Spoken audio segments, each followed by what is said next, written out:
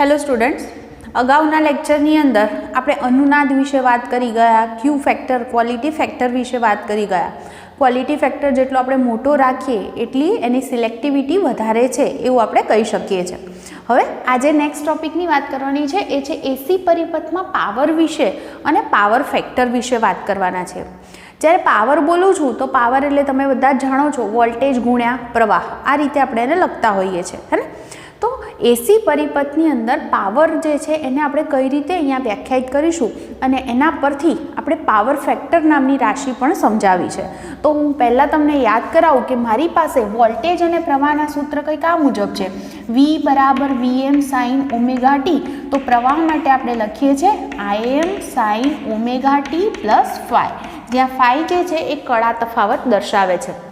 અને ઓલરેડી આપણે જ્યારે ફેઝરની રીત લીધી હતી ત્યારે આપણે આવી કંઈક વાત કરી ગયા છે, હે ને, કે આ જે છે આ આર છે, આ જે ખૂણો છે એ ફાઈ છે, અને આપણે ઇમ્પિડન્સ ઝેડ કીધો હતો અને આપણે XC માઇનસ XL કહીએ છીએ, યાદ હશે આના પરથી.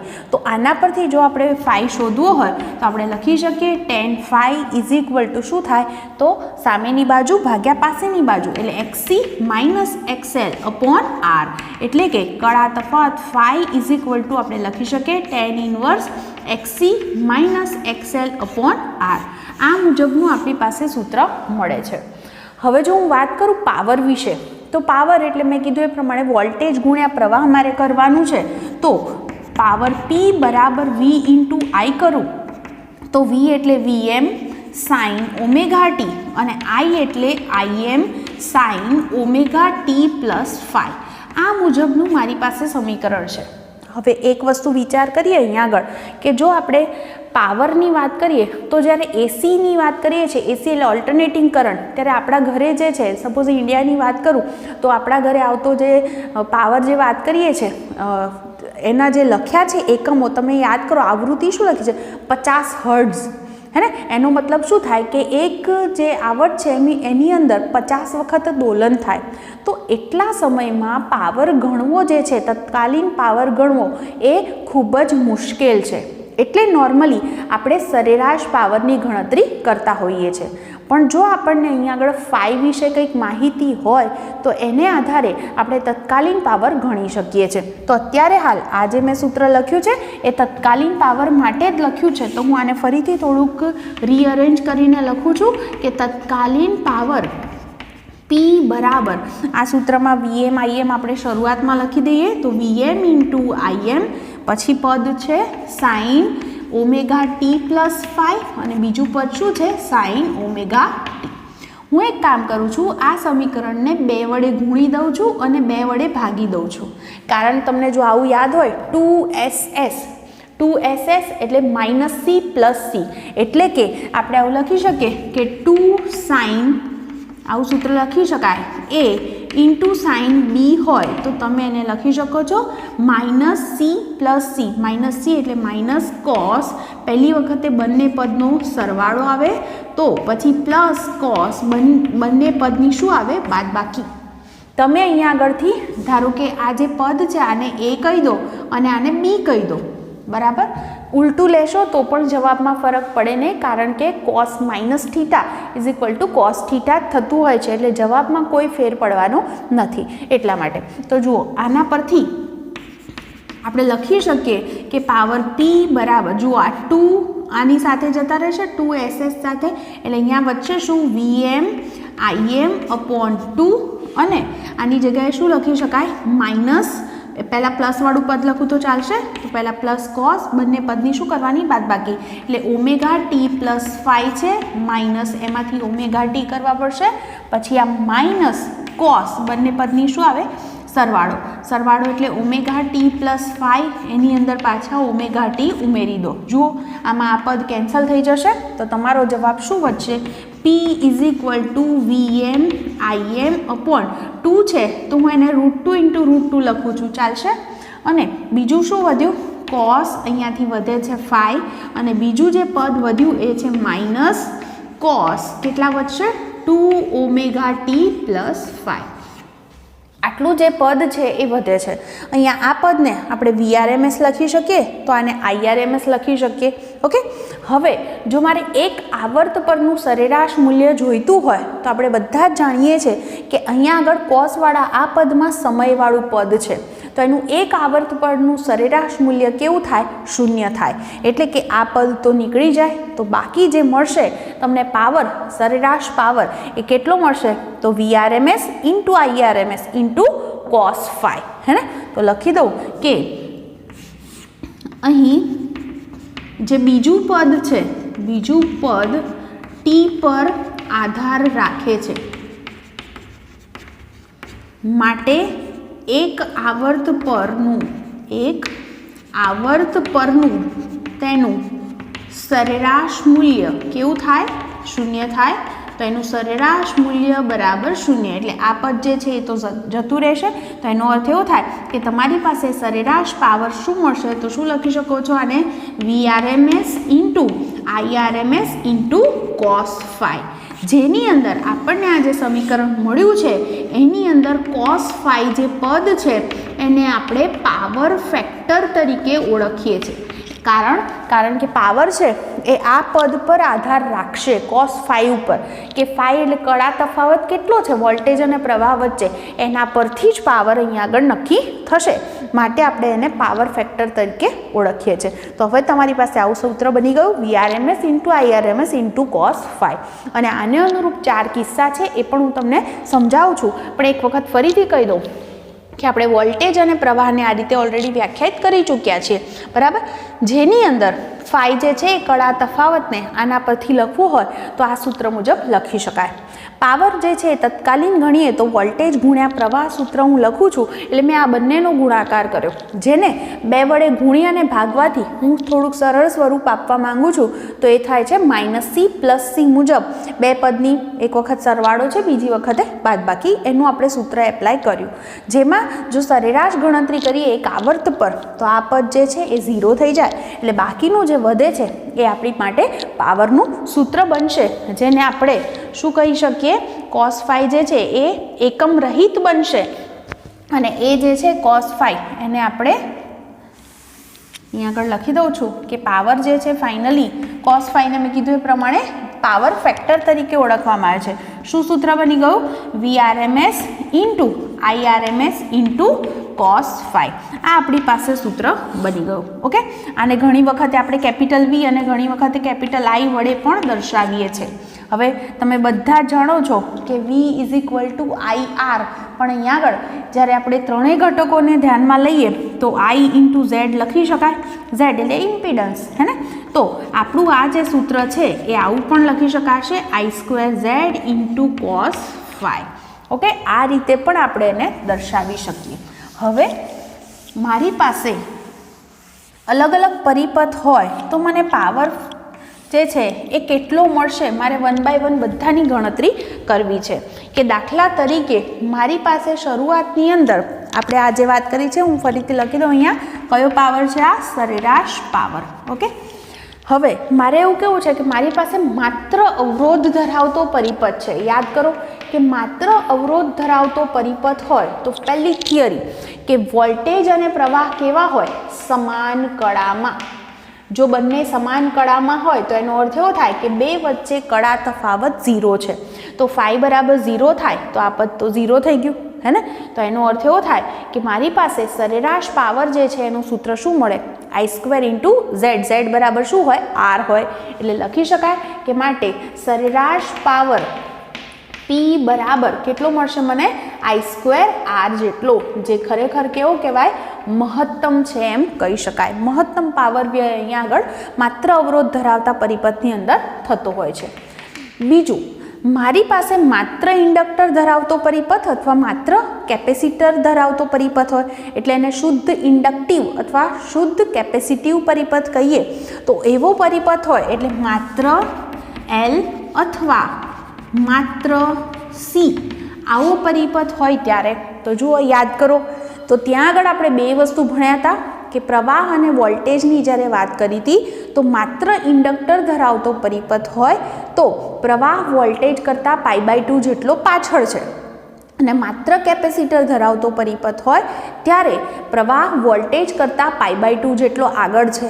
એનો અર્થ એવો થાય કે બંને કિસ્સામાં કળા તફાવત φ બરાબર π/2 છે.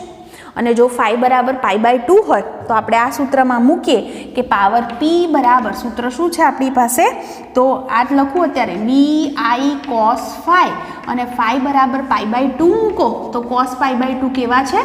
0. એટલે આ બંને પરિપથની અંદર પાવર વ્યય થતો નથી, આવું આપણે કહી શકીએ. ત્રીજો પરિપથ ભણ્યા હતા, અને કયો પરિપથ હતો? LCR પરિપથ. એટલે ત્રણેય ઘટકો હાજર છે, L છે, C છે અને R પણ છે. તો ત્યારે આપણે જાણીએ છીએ કે વોલ્ટેજ અને પ્રવાહ વચ્ચે કળા તફાવત φ જેટલો હોય છે. એનો સીધો મતલબ એમ થાય કે ત્યાં આગળ પાવર P બરાબર કેટલો હોય? I² cos φ. અને φ બરાબર શું હોય? તો tan inverse XC - XL upon R.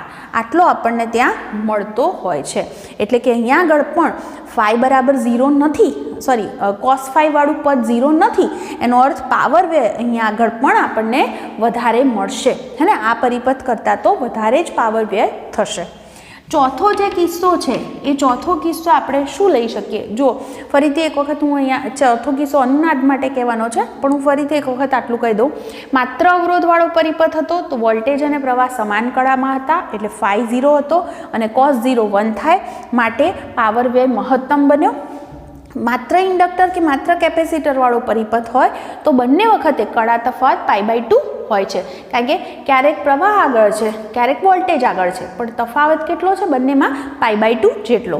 એટલે કે એના પરથી કહી શકીએ કે ત્યાં આગળ કોઈ વ્યય થતો નથી.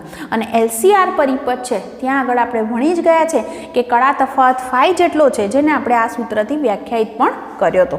ઓકે, તો એને આ રીતે પણ લખી શકીએ છીએ. અને જો મારે સીધો cos φ ને વ્યાખ્યાયિત કરવો હોય તો પણ કરી શકાય આના પરથી. cos φ એટલે શું થશે? તો પાસેની બાજુ ભાગ્યા કર્ણ, એટલે R/Z પણ લખી શકાય. લખાય ને? cos φ બરાબર શું લખી શકાય? R/Z. આ રીતે પણ એને વ્યાખ્યાયિત કરી શકો છો. અને φ ને માત્ર વ્યાખ્યાયિત કરવો હોય તો આ સૂત્રથી પણ લખી શકાય. છેલ્લો કિસ્સો લખીએ. એ કયો કિસ્સો છે? અનુનાદ. અનુનાદ સમયે શું સ્થિતિ થાય? જુઓ, અનુનાદ સમયે તમે બધા જાણો છો કે XC બરાબર શું હોય? XL હોય. XC બરાબર XL હોય તો એનો સીધો મતલબ એમ થાય કે આ જે પદ છે XC - XL એ તો કેવું થઈ જશે? 0. અને એટલે કે tan φ બરાબર 0 મળ્યા. તો φની કઈ કિંમત માટે જવાબ 0 મળે? તો φ બરાબર 0. તમને ખ્યાલ હશે કે tan 0ની જે વેલ્યુ છે એ 0 છે. એનો અર્થ એવો થાય કે અહીંયા આગળ φ બરાબર 0 હોય. ઓકે, કારણ કે તમે બીજું પણ લોજિક વિચારો તોય ખબર પડશે કે જ્યારે XC અને XL સરખા હોય ત્યારે પરિપથમાં માત્ર શું વધશે? અવરોધ R જ વધશે. એને અનુનાદ સમયે સૂત્ર યાદ કરો, માત્ર શું હતું? અવરોધ R જ અસર કરતા હતો. અને જ્યારે માત્ર અવરોધ હોય ત્યારે વોલ્ટેજ અને પ્રવાહ કેવા હોય છે? સમાન કળામાં. એનો સીધો મતલબ એમ થાય કે φ બરાબર 0 મળે, એટલે કે પાવર બરાબર આપણે લખી શકીએ I²Z, અને એ પણ કેવું પદ કહેવાય? મહત્તમ. તો આપણે જુદા જુદા કિસ્સામાં કેટલો પાવર વ્યય થતો હોય છે એના વિશે વાત કરી. ઓકે, તો આ થિયરી સિમ્પલ જ છે. તમને આ રીતે પૂછી શકે કે પાવરની વ્યાખ્યા આપો અને સરેરાશ પાવર માટેનું સૂત્ર અને એના કિસ્સા. બરાબર, આ રીતનો ક્વેશ્ચન થઈ શકે. હવે આપણી ટેક્સ્ટ બુકની અંદર કેટલાક ઉદાહરણ આપ્યા છે એ પણ આપણે 1 બાય 1 જોતા જઈએ. ઓકે, જુઓ, સૌથી પહેલાં મારી પાસે ઉદાહરણ આપ્યું છે 7.7. શું કહે છે એમાં? એમાં બે પ્રશ્ન છે. પહેલો પ્રશ્ન, વિદ્યુત પાવરના સ્થાનાંતર એટલે કે એકથી બીજા સ્થાને લઈ જવા માટે ઉપયોગમાં લેવાતા પરિપથમાં પાવર ફેક્ટરનું ઓછું મૂલ્ય ટ્રાન્સમિશનમાં મોટો પાવર વ્યય સૂચવે છે, સમજાવો. એટલે એમ કહે છે કે જ્યારે વિદ્યુત પાવરને એક જગ્યાએથી બીજી જગ્યાએ લઈ જવામાં આવે છે ત્યારે જે પાવર વ્યય જે થતો હોય છે, જો પાવર ફેક્ટર નાનો રાખશો તો પાવર વ્યય વધારે થશે, એમ કહે છે. એવું તમારે સાબિત કરવું છે. જુઓ, હમણાં જ આપણે વાત કરી કે પાવર P બરાબર શું સૂત્ર છે? VI × cos φ. એટલે કે તમારે જેટલો પાવર મોકલવો હોય એ આ ત્રણેય પદનો ગુણાકાર એટલો થવો જોઈએ. ધારો કે ખાલી ઉદાહરણ આપું કે 1000 વોટ પાવર મારે મોકલવો છે, તો આ ત્રણેયનો ગુણાકાર છે એ એટલો થવો જોઈએ. ઓકે, હવે તમે એવું કર્યું કે કંઈક વોલ્ટેજ, અમુક ઊંચા વોલ્ટેજે એનું ટ્રાન્સમિશન કર્યું, એ તમે એને મોકલો છો. ઓકે, પછી રસ્તામાં આપણે એને બદલી શકતા નથી. ઓકે, તો હવે મારે શું કરવું છે, જો આ પદ જે છે એને નાનું કરો તો સીધો મતલબ એમ થાય કે આ પદ છે એને મોટું બનાવવું પડે. કેમ? કારણ કે આને આપણે ફિક્સ કરી દીધા છે. તો કારણ શું થયું, આ પદ પાવર છે એટલો ને એટલો જ રાખવાનો છે. મેં તમને એવું કીધું કે પાવર, ચલો હું 1000 વોટ ગોઠવું છું, તો 1000 વોટ ગુણાકાર કરવા માટે આને મેં ફિક્સ કરી દીધા, વોલ્ટેજ V ફિક્સ કરી દીધા છે, બરાબર. તો I અને cos phi નો ગુણાકાર કેટલો થવો જોઈએ, જેથી કરી અને આ ત્રણેય પદનો ગુણાકાર 1000 મળે. એવું કરવું છે. હવે તમને કહે છે કે cos phi ઘટાડી દો. જો આ પદ ઘટે તો ઓબ્વિયસલી આ પદ વધે, એટલે આઈનું મૂલ્ય મોટું રાખવું પડે.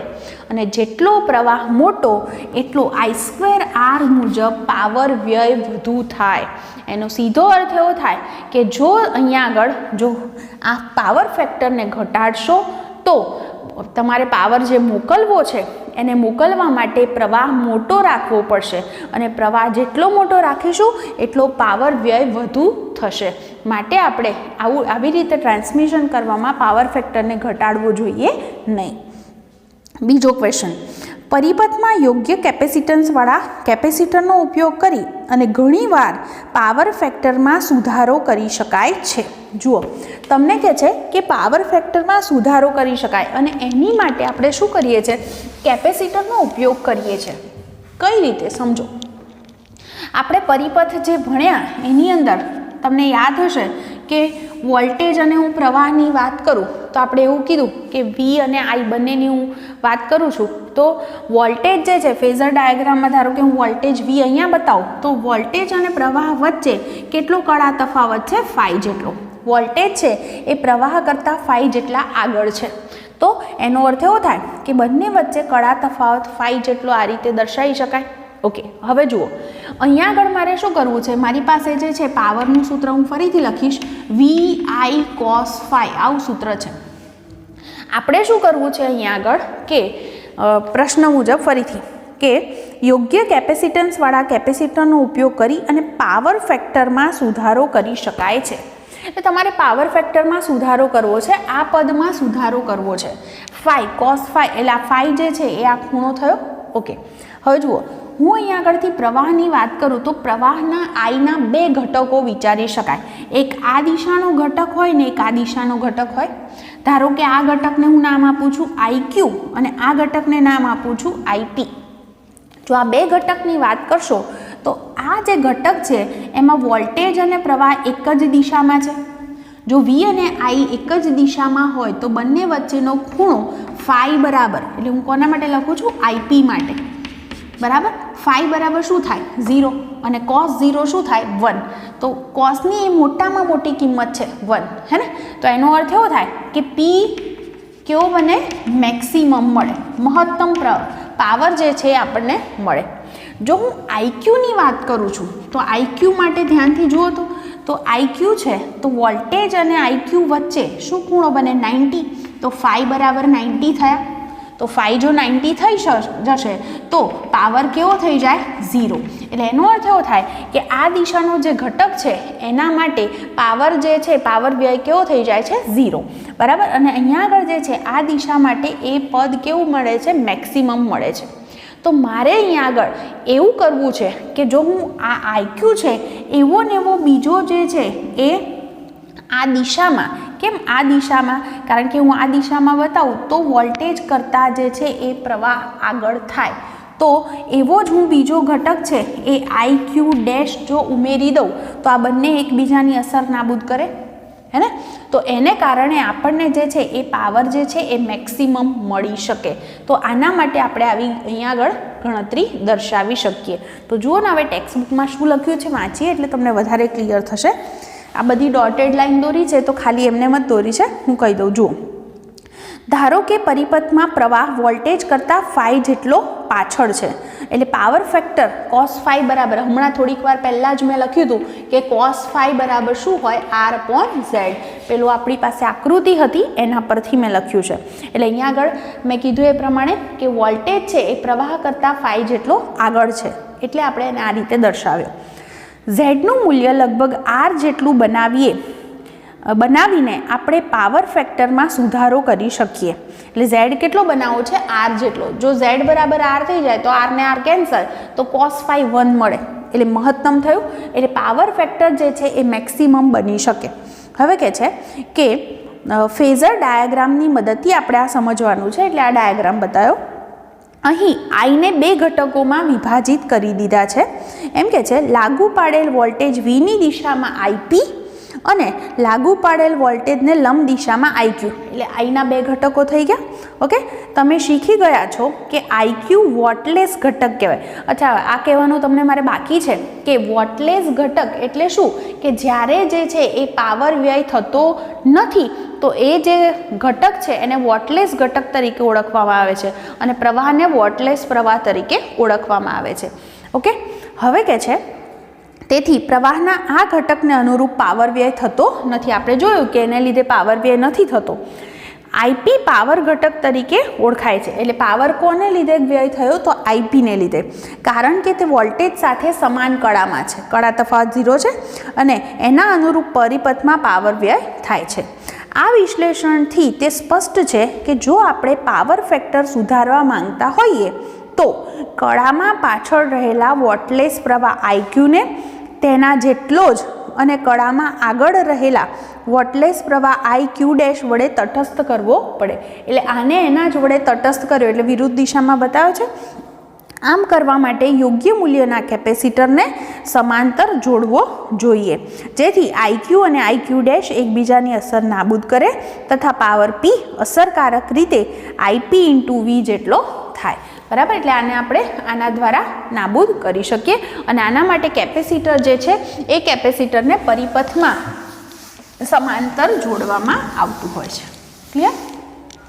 ચલો, હવે નેક્સ્ટ દાખલો છે, એની અંદર ગણતરીઓ જ છે. આમ તો 283 વોલ્ટ મહત્તમ મૂલ્ય અને 50 હર્ટ્ઝ આવૃત્તિવાળો સાઇન પ્રકારનો વોલ્ટેજ LCR શ્રેણી પરિપથને લાગુ પાડેલ છે. એટલે તમને જે છે એ કોની કિંમત આપી? VM આપી દીધો 283 વોલ્ટ અને એની જે આવૃત્તિ છે એ આપે છે 50 હર્ટ્ઝ. હવે કે છે સાઇન આકારનો છે, એટલે V બરાબર VM sin ωt લખી શકાય. R 3 ઓહ્મ, L R બરાબર 3 ઓહ્મ છે, પછી L આપે છે 25.48 મિલી હેનરી. પછી કહે છે કેપેસિટન્સ છે 796 માઇક્રોફેરેડે. પહેલું શું શોધવું છે આપણે? પરિપથનો ઇમ્પિડન્સ. તો પરિપથનો ઇમ્પિડન્સ જોઈતું હોય Z, શું સૂત્ર છે? √R² + XC - XL whole square. એનો મતલબ એમ થાય પહેલાં XC શોધવા પડે, XL શોધવા પડે અને પછી આપણે કિંમત મૂકી શકીએ. ચલો, તો હું કહું કે XL બરાબર શું સૂત્ર છે? Omega × L.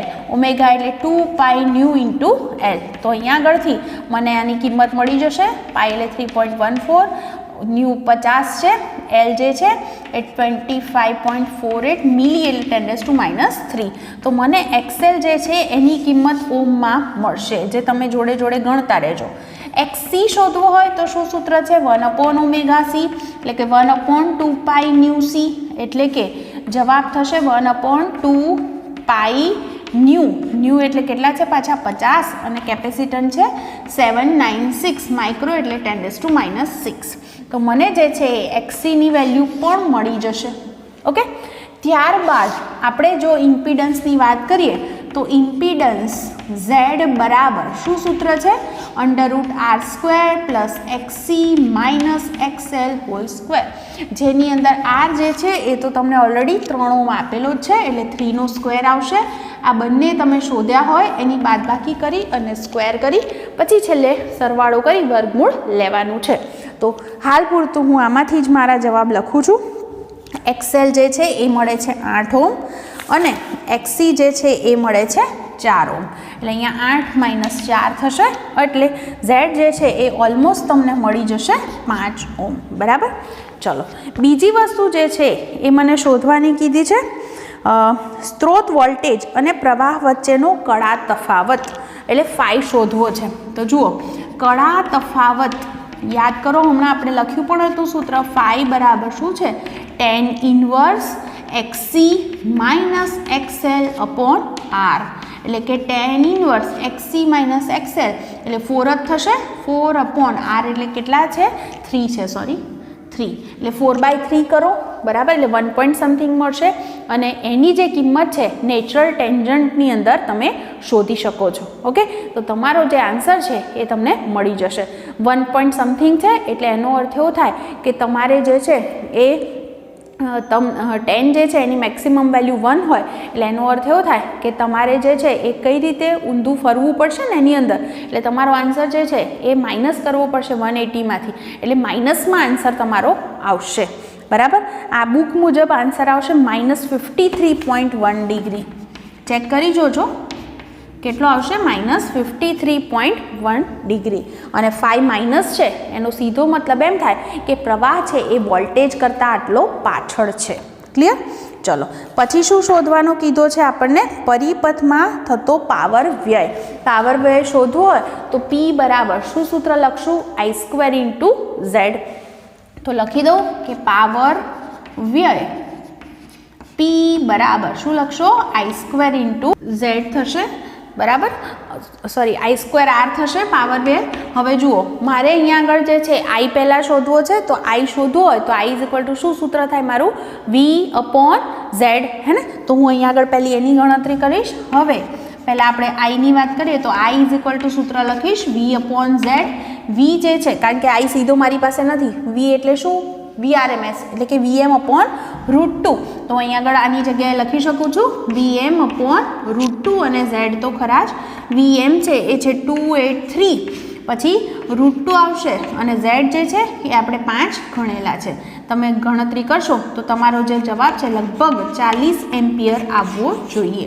તો હવે તમને I મળી ગયો છે, એ Iની કિંમત અહીંયા મૂકી દઈએ તો P બરાબર I² R. I એટલે કેટલા છે ફરી પાછા 40, એનો સ્ક્વેર આવશે અને R એટલે 3 છે તો એના વડે આપણે એને ગુણી દઈશું. ઓકે, તો તમારો જવાબ 4800 વોટ થાય. ઓકે, તો આ રીતે આપણને પાવર મળી ગયો.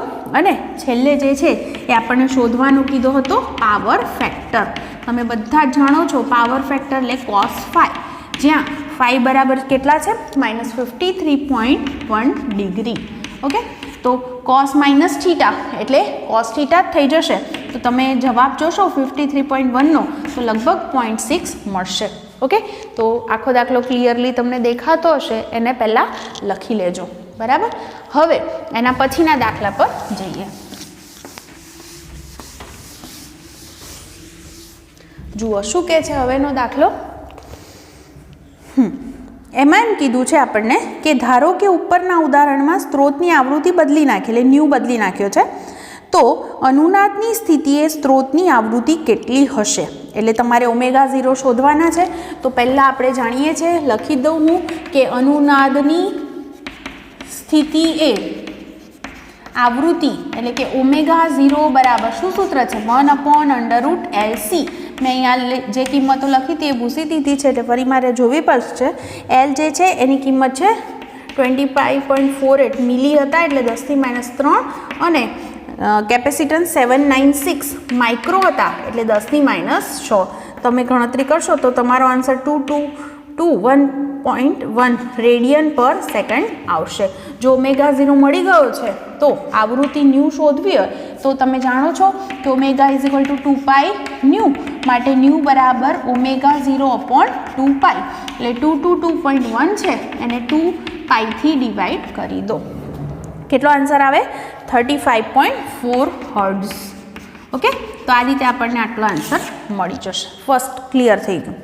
સેકન્ડ, અનુનાદની સ્થિતિએ ઇમ્પિડન્સ, પ્રવાહ અને વ્યય થતા પાવરની ગણતરી કરો. જુઓ તમે જાણો છો કે અનુનાદની સ્થિતિ હોય તો XC અને XL કેવા હોય. અનુનાદની સ્થિતિ એ XC બરાબર XL હોય, માટે ઇમ્પિડન્સ કેટલો થાય તો ઇમ્પિડન્સ Z બરાબર કેટલો હોય R જેટલો હોય અને R ઓલરેડી આપણને અહીંયા 3 ઓહ્મ આપ્યો હતો એટલે લખી જ દેવાય કે અહીંયા આગળ જે છે R એટલે 3 ઓહ્મ છે.